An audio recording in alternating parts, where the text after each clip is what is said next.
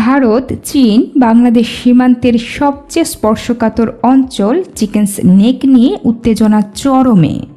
ভারী অস্ত্রশস্ত্র, যুদ্ধবিমান ও ক্ষেপণাস্ত্র মোতায়েন করেছে ভারত। কি ঘটছে এই অঞ্চলে? ভারতের পশ্চিমবঙ্গ ও উত্তর পূর্বাঞ্চলকে যুক্ত করে যাওয়া একমাত্র করিডোর হল চিকেনস নেক। এর চারপাশে রয়েছে নেপাল, বাংলাদেশ, ভুটান আর উত্তরে চীন সীমান্ত। সম্প্রতি বাংলাদেশের অন্তর্বর্তীকালীন প্রধান উপদেষ্টা ডক্টর ইউনূস মন্তব্য করেন, বাংলাদেশই ভারতের 7টি রাজ্যের সমুদ্রের প্রবেশের একমাত্র অভিভাবক।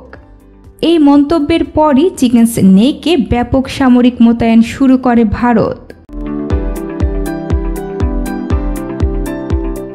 হাসিমারা বিমান ঘাঁটিতে মোতায়েন করা হয় রাফালের যুদ্ধ বিমান, BrahMos supersonic cruise missile, S-400 ও আকাশ প্রতিরক্ষা ব্যবস্থা সর্বোচ্চ প্রস্তুতি।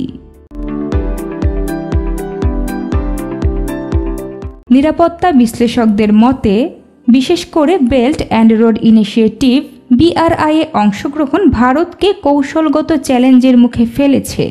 Chief of defence staff general Anil Chauhan সফর করেছেন উত্তরবঙ্গ, পরীক্ষা করেছেন যুদ্ধ প্রস্তুতি, দিয়েছেন ভারতের আঞ্চলিক অখণ্ডতা রক্ষার বার্তা।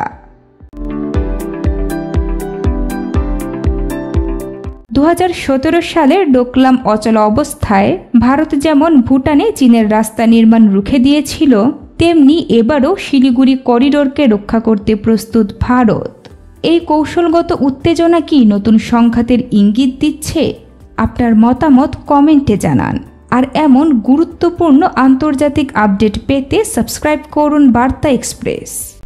সাবস্ক্রাইব করুন বার্তা এক্সপ্রেস এবং নতুন আপডেট পেতে বেল আইকন চাপুন।